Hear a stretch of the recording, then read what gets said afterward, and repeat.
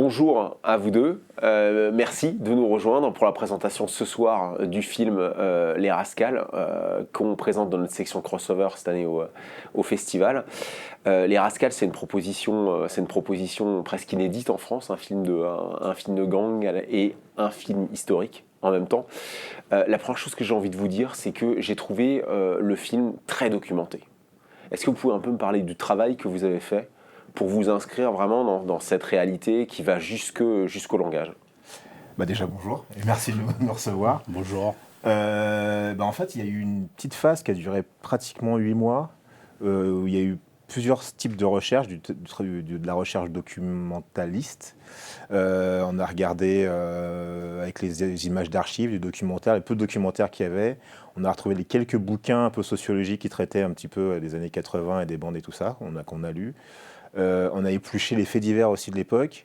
Donc ça, c'était vraiment le côté plus documentaliste, un peu rat de bibliothèque. Et puis après, on a contacté aussi par les réseaux sociaux certaines personnes qui ont vécu l'époque dans des bandes. Il y a plein de gens qui ne nous ont pas répondu. Certaines personnes qui nous ont répondu. Donc du coup, on a pu aussi échanger avec eux, voir un petit peu leur point de vue, comment ils ont vécu les choses à l'époque. Et puis voilà, en gros. Ouais, Puis il y avait nos souvenirs aussi. Nous, à l'époque, on était gamins, mais c'est vrai que quand on avait en primaire, un petit peu primaire, collège, les sujets de conversation qu'on avait, c'était vraiment tous les faits divers, les rumeurs qui traînaient dans la rue, telle banque qui s'était fait attraper à Saint-Michel, tel gars qui s'était fait faire avoir le sourire du Joker, des trucs comme ça. Donc du coup, on a mixé un peu tout ça, quoi, pour faire... Surtout que dans notre coin, et justement pour parler de notre enfance, nous on a connu des gens, des grands, qui ont participé à cette période-là et de manière active.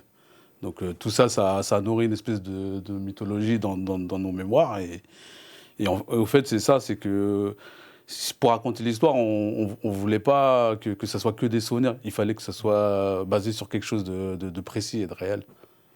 Et après, derrière, on a voulu quand même que ça soit une fiction, qu'il y ait un truc qui soit un peu, comment dire, presque épique.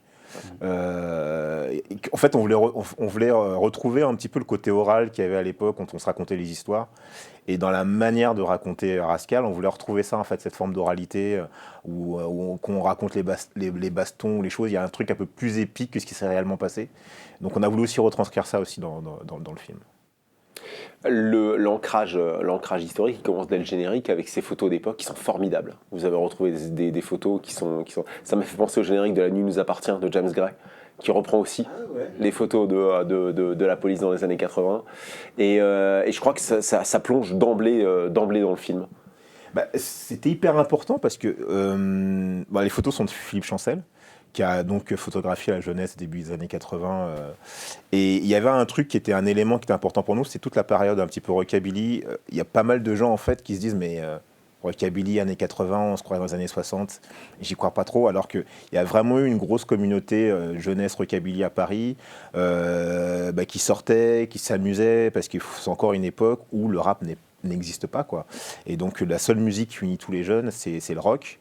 Et les gamins plutôt issus de l'immigration, c'est plutôt rockabilly, plutôt que le punk, quoi, qu'ils aiment bien. Donc du coup, il a fallu...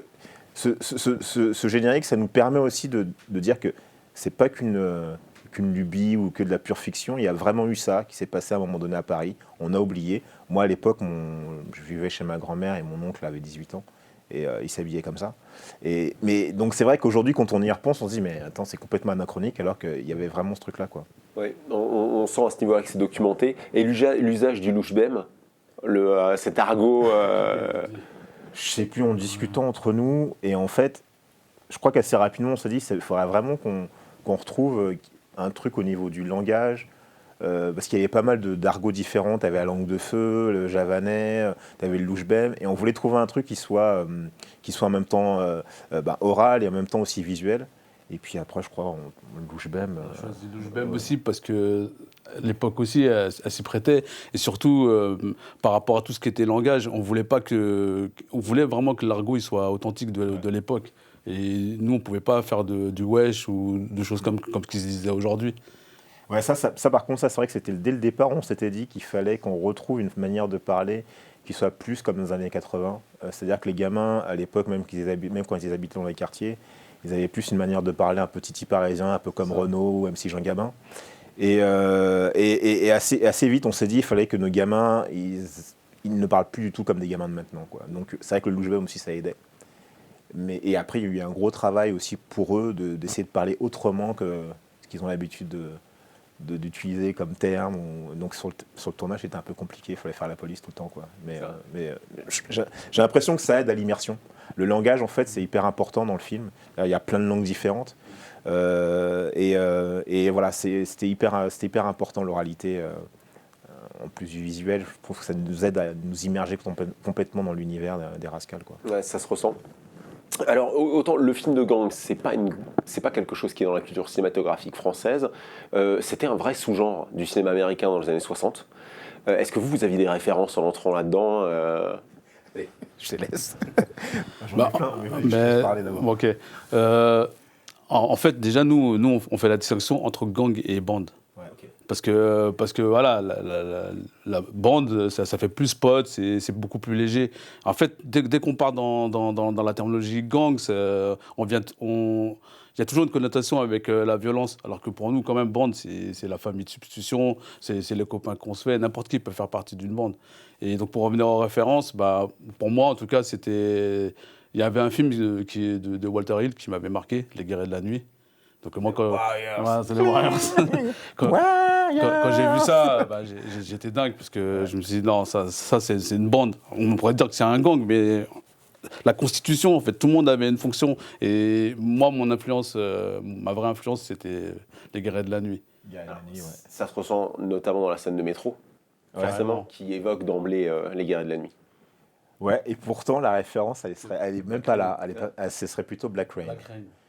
Alors, en fait, c'est une scène dans le film qui m'a marqué, moi, toute mon adolescence. C'est la mort d'Andy Garcia, avec Michael Douglas qui peut rien faire. Et en fait, nous, directement, on s'est dit qu'il faudrait qu'on ait un dispositif qui nous permette de nous ramener dans ce truc d'impuissance.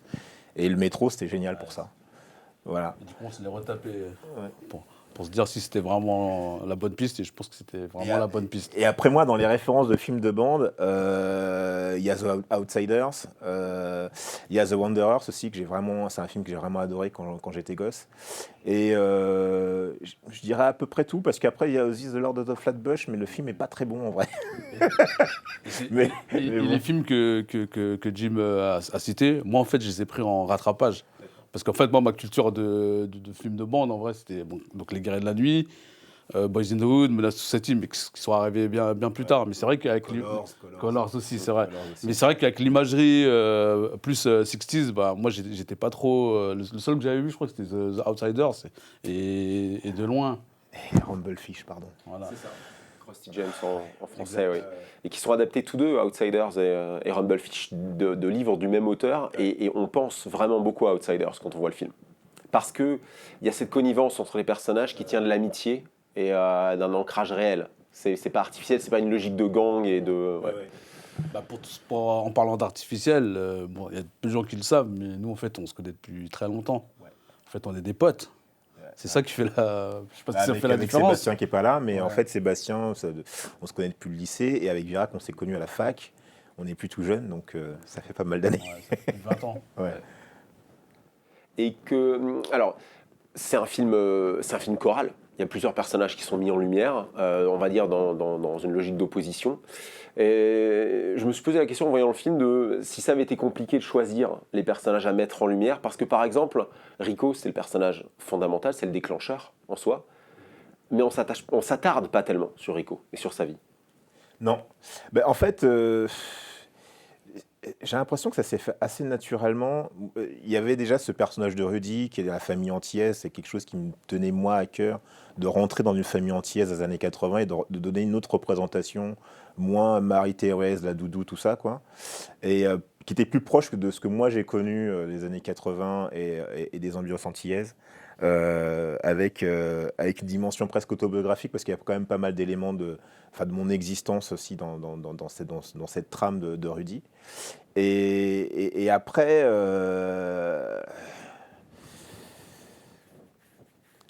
Rico, on savait dès le départ que c'était qu'il fallait que ça soit le personnage, un personnage pivot du film. mais pas central. Après, il y avait Sovan aussi qui prenait pas mal d'importance. Et après, il y a des choses qui ont un petit peu bougé, j'ai l'impression, parce que c'est après quand on a fait les castings par rapport aussi aux personnalités qui sont arrivées. Par exemple, Mandal. Ouais. Ouais. J'allais parler de Mandal. En fait, Mandal, à la conception, à l'écriture, il avait un rôle moindre et au final, c'est le comédien qui s'est emparé du personnage et qui en a fait un personnage beaucoup moins. C'est comme si, quand il a lu le rôle, d'ailleurs, j'en ai parlé un peu avec lui, il me disait, moi, il faut que je sois Mandal. Il avait même l'envie de se dire, non, Mandal, il faut qu'on le voit plus, qu'il soit beaucoup plus présent. Donc il a voulu s'emparer du rôle et je pense que moi-même, ça m'a étonné. Ouais, hyper incarné. Ouais. Et après, en fait, dès le départ, il y avait un espèce de. On voulait ces deux points de vue assez forts, celui de Fred et de Rudy, quoi. Et autour de ça, en fait, tu avais les oppositions qui se mettaient. Et on avait aussi le souci de se dire que toute la bande, chaque élément de la bande, il fallait qu'ils existent à un moment donné. Qu'avec très peu d'éléments, en fait, on puisse s'identifier assez rapidement, soit à Boboche, soit à Mandal, soit à Sovan, soit à Rico, soit à Rudy. Et le Mitch aussi. Mais en fait, après, ça s'est fait un peu naturellement. En fait, le film, on n'a pas souffert pour l'écrire. Ouais. Mais en fait, le film est très équilibré. Mais c'est presque une petite frustration de spectateur de se dire j'aurais aimé passer plus de temps avec Rico. Avec Rico, oui. Ouais. Mais alors, en fait, on peut vous le dire, On en peut le fait, dire. à la base, il y avait une partie sur la jeunesse qui était beaucoup plus longue et qu'on a dû couper pour des raisons de budget, où effectivement, on connaissait un peu plus de choses de la vie de Rico. On connaissait aussi l'origine du Louchbem, parce qu'en fait, à l'origine, dans le scénario original, Rico, c'était un fils de boucher. Et en fait, le Louchbem arrive par lui. On comprend plus leur opposition quand ils étaient jeunes, où en fait, Rico, c'est un peu la brute du collège. Rudy, c'est sa tête de Turc. Et on voit l'arrivée de Mitch dans la famille. En fait, toute l'enfance dure une vingtaine de minutes, normalement, dans le scénario original. Et ouais, c'est des petits trucs qui manquent, mais bon, après, faut peut-être... Mais en tout cas, inconsciemment, du coup, ça nourrit, puisque nous, comme on l'avait écrit, donc ça nous a permis aussi de communiquer ça aux comédiens. Et donc, du coup, ça donne peut-être je sais pas quoi, un peu plus d'épaisseur au personnage, alors qu'on n'a pas leur vie, mais on a l'impression que... Même pour Sovan, il y a des choses qu'on a dû couper dans le montage, pour des raisons de rythme. Où on rentre aussi un peu chez lui aussi. Ouais. Il y a plus de scènes de vie, mais après, c'est vrai qu'il y a des trucs après au montage. Il faut faire des choix. Bien sûr. Voilà. C'est toute une question de choix. Ouais. Alors, il y a un autre niveau auquel le film est très nourri, c'est la reconstitution historique sur vraiment les décors. Il y a un travail de dingue dans les cafés, vraiment. Ça doit être génial de reconstituer une époque comme ça. Ouais, et c'est un vrai challenge en plus, parce qu'on n'a pas un gros budget pour faire le film. Quand on fait le film, quand on tourne, on a 2,8 pour le faire. Après, c'est monté un peu plus avec les crédits d'impôt et tout ça, mais en tout cas, pour fabriquer le film, on avait 2,8. Et on a pu s'entraîner avant avec Soldat Noir pour savoir un petit peu comment il fallait filmer les années 80. Et comme en plus je filme un peu en scope, donc on voit quand même le décor. Donc à un moment donné, il fallait être malin. Et j'ai bossé avec Samuel Tesser. Alors, il y a eu 2 phases de taf. Une première partie qui était vraiment une grosse partie sur le repérage, qui était hyper important, où il fallait déjà qu'on trouve des lieux où on n'avait pas besoin d'une grande intervention pour vraiment être baigné dans les années 80. Et puis après, il y a une autre partie qui est plus avec Samuel, ou en tout cas pour les intérieurs, par exemple pour les intérieurs chez Rudy, où j'ai passé pas mal de photos de chez moi de l'époque. Et puis, il y avait aussi un travail sur le cadre, c'est-à-dire que il avait besoin de savoir ce que j'allais filmer. Donc il y a pas mal de scènes qui ont été storyboardées pour que lui il sache en fait où il fallait qu'il pose tous ses efforts. Et donc en fait du coup on a été malin, c'est que le peu d'argent qu'on avait, on a mis la max à l'endroit où on filmait quoi, et pas à côté. Et donc du coup ça nous a permis d'avoir des décors hyper léchés et avec le repérage, de trouver déjà des lieux qui étaient super. Et ouais, c'était un beau challenge. C'était un beau challenge. Ça fonctionne. J'ai connu la période de loin, mais on est transporté dedans. Ouais. Et parlons un petit peu de la dimension politique du film, qui est très affirmée quand même. C'est-à-dire que vous avez tenu à l'ancrer dans une époque et à évoquer des faits historiques clairs. Oui. C'était dans la note d'intention de départ. Alors nous, au départ, je me rappelle comment il est parti le projet. C'est à la naissance de mon fils, qui a maintenant 5 ans et demi, qui aura 6 ans bientôt. je t'avais appelé. Parce qu'en fait, j'avais trouvé un bouquin qui s'appelait Viking et Panthère. Viking et Panthère de Gilly Cohen, qui était un bouquin de photos de l'époque. Et c'était une époque en fait que j'avais oubliée, hein, pour être honnête. Et en voyant les photos, ça m'a fait ressurgir plein de souvenirs. Et j'appelle Virac et je lui dis tiens, ça ne te dirait pas de faire un film sur l'époque, sur les chasseurs de skins. Donc en fait, au départ, l'envie c'était juste de raconter ça, et sans partir dans les délires politiques. Et ensuite, en vrai, nous on a notre façon de voir la société, donc on va à fond dans le truc sur c'est quoi en fait l'extrême droite à ce moment-là, comment ça se met en place, et on se documente beaucoup. Et en vrai, en écrivant un film d'époque, on se rend compte que, en vrai, on écrit sur maintenant, mais en fait, ça nous dépasse parce que finalement, nous, on écrit le film, il y a pas mal de choses qui arrivent dans l'actualité en même temps, ou même après qu'on ait fini d'écrire le film, on se rend compte que, mais en vrai, ce qui se passe, on est en train de recommencer ce qui s'est passé il y a 40 ans. Et ce que nous, des fois, on avait l'impression qu'on est un exagéré dans le film, mais bon, on se rend compte que non. Par exemple, le discours de, je ne veux pas dire son nom, mais il y a un discours dans le film où finalement, où nous, on s'est vraiment plus inspiré des discours qui se faisaient à l'époque par ces courants d'extrême droite. Et on s'est rendu compte que, en vrai, c'est encore hyper d'actualité parce qu'on a un certain Eric à la télévision qui dit la même chose, quoi. 1984, en fait, c'est une année qui n'était pas. On s'est pas dit 1982 ou 85. C'était important qu'on prenne 84, parce qu'il y avait justement c'était les législatives européennes. C'est ça. Donc c'était quand même un marqueur, et c'était la première fois aussi que le FN faisait une percée. Il y avait l'histoire avec le foot aussi. On s'est dit que de manière contextuelle, pas pour raconter l'époque, du coup c'était pareil avec l'euro qu'on gagne et qui passe dans l'indifférence. L'évolution du hip-hop aussi, parce que du coup en marqueur, le hip-hop c'est l'année de Sydney, c'est l'année de HIP et HOP, et incarné par Mitch, qui est l'avenir en fait. Et c'est surtout ça qui a fait que tous ces facteurs ajoutés, il fallait que ça soit à ce moment-là. Ouais, parce que 84, c'est une année charnière où pas mal de choses changent en fait dans la société.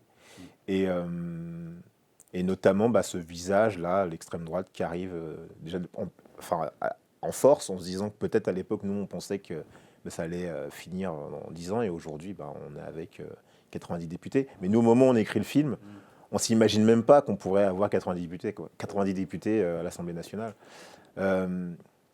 Et voilà. Et après, nous, on voulait écrire sur le racisme politique. Et là, en fait, ce qui est clair pour nous, c'était juste de regarder en fait le racisme droit dans les yeux, et pas essayer de donner une version édulcorée comme on peut souvent voir dans les fictions, ou quand on traite de personnes d'extrême droite, c'est toujours soit des abrutis, soit des méchants très méchants qui réfléchissent pas. Et nous, ce qu'on a voulu montrer, c'est que finalement, on n'a pas affaire à des monstres. On a affaire à des gens qui sont humains, qui sont traversés par des émotions, qui ont choisi un chemin qui n'est pas le bon. En tout cas, selon notre point de vue, hein, ça c'est notre point de vue à nous, mais que leur motivation. Voilà. Et c'était hyper important pour nous de se dire que, en fait, de ne pas essayer de désincarner les gens, parce qu'en fait, j'ai l'impression que le vrai danger, il est là, de se dire que, en fait, comme il y a que des abrutis qui sont extrême droite, il n'y a pas vraiment de discussion à avoir, alors qu'en fait, non, ça peut arriver à n'importe qui. N'importe qui, un jour, peut tomber dans un espèce de radicalisation parce qu'il lui arrive une tuile. Ça peut arriver vraiment à n'importe qui. Et même parfois à nos proches. À nos proches, oui. Des fois, nous-mêmes, on peut avoir des pensées qui sont hors de la morale, qui sont même injustes, qui sont radicales. Et là, on s'est dit, il faut qu'on aille se frotter à ça, se mettre la main dans le cambouis. Frédéric est un bon vecteur pour ça, pour le coup. Ce qui lui arrive, ça peut arriver à n'importe qui.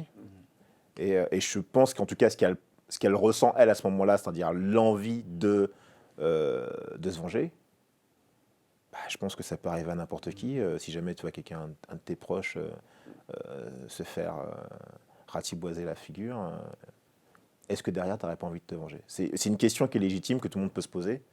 Alors après, elle en fait ce qu'elle en fait. Je ne dis pas qu'elle a raison, qu'elle a tort, mais en tout cas, cette question-là, en fait, elle est fondamentale, parce que ça la rend humaine, et donc du coup, ça nous permet aussi de comprendre un certain mécanisme de radicalisation à un moment donné.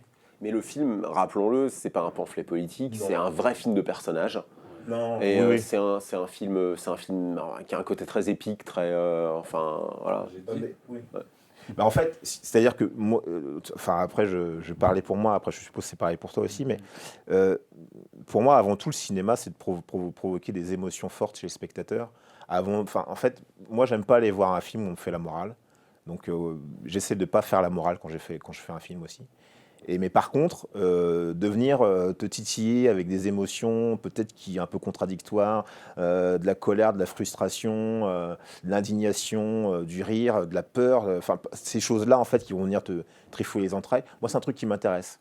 Et après derrière, peut-être en sortant, tu diras, ah, le film, il m'a un peu bouleversé, il m'a un peu chamboulé, je suis un peu mal à l'aise avec ça. Mais finalement, est-ce que c'est pas à cet endroit-là que le cinéma commence? En tout cas, pour moi, c'est la question que je me pose. Bah, la première fois qu'on a projeté le cinéma, c'était un train face à des gens qui pensaient que le train allait arriver vers eux. Ouais. Et en fait, c'est ça. Le cinéma, c'est aussi du cinéma, l'exploitation, c'est le popcorn, c'est du divertissement. Et en fait, Rascal, même s'il a un vrai fond politique, c'est aussi un film avec des montagnes russes, en fait. Ouais. C'est qu'on monte, on descend, et à la fin, on sait pas où on est. Et je pense que le cinéma, c'est ça aussi. C'est pas que, comme tu dis, faire la morale ou... Bah, surtout pas, sinon, je sais pas, faut faire des documentaires. C'est pas tellement le mood au festival chez nous. Ouais. Ok, mais écoutez, je crois que c'est une bonne manière de clore cet entretien, que cette promesse. Donc merci beaucoup, et puis on a hâte de vous retrouver avec notre public ce soir. Bah, nous aussi. Nous aussi. Merci. Merci.